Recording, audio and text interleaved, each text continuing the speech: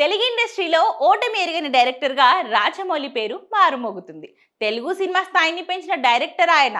Rajamouli రాజముద్రతో cinema వచ్చిందంటే అది super hit అవ్వక తప్పదు. ఇక బాహుబలితో తెలుగు సినిమాను వరల్డ్ సినిమాల పక్కన చేర్చాడు రాజమౌళి. అయితే రాజమౌళి తర్వాత తెలుగులో సక్సెస్ఫుల్ డైరెక్టర్గా ఓటమి ఎరుగని దర్శకుడిగా అదరగొట్టేస్తున్నాడు అనిల్ రావిపూడి.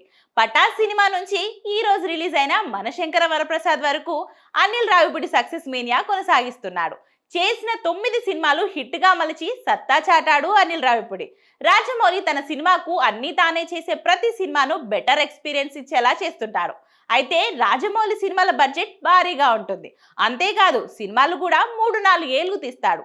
దానికి తగ్గట్టుగానే సినిమాలు కూడా ఉంటాయి. కానీ అనిల్ రావిపూడి సినిమా అంటే చాలు ఫ్యామిలీ ఆడియన్స్. అయితే ఫ్యామిలీ ఆడియన్స్ అనిల్ పంత పేరు సింపుల్ కథతో ఆడియన్స్ ని ఎంటర్టైన్ చేయడమే అతని టార్గెట్. అదే తన ఫస్ట్ సినిమా పటాస్ నుంచి ఫాలో అవుతున్నాడు. అనిల్ రావిపూడి సినిమా అంటే చాలు ఫ్యామిలీ ఆడియన్స్ ఎంచక్క ఎంజాయ్ చేసే పరిస్థితి ఏర్పడింది. థియేటర్లకు ఫ్యామిలీ ఆడియన్స్ రావట్లేదన్న మాట ఎక్కువగా వినిపిస్తుంది. కానీ ఫెస్టివల్ టైంలో అనిల్ రావిపూడి సినిమా వస్తే మాత్రం ఫ్యామిలీ ఆడియన్స్ ఆ సినిమాలకు ఆదరిస్తారు. రాజమౌళి, అనిల్ రావిపూడి ఈ ఇద్దరు దర్శకులు ఇప్పటి వరకు ఫెయిల్యూర్ అనేది చూడలేదు. సినిమాల పట్ల వారికున్న కమిట్మెంట్, రాసుకున్న కథను ఎలా తీయాలన్న పర్ఫెక్షన్, ఇలా ప్రత్యేకమైన క్వాలిటీస్ తో ఆడియన్స్ ని ఎంటర్టైన్ చేస్తూ సక్సెస్ తో దూసుకెళ్తున్నారు. అందుకే భారీ సినిమాలతో రాజమౌళి, ఫ్యామిలీ ఎంటర్టైనర్లతో అనిల్ రావిపూడి దూసుకెళ్తున్నారు.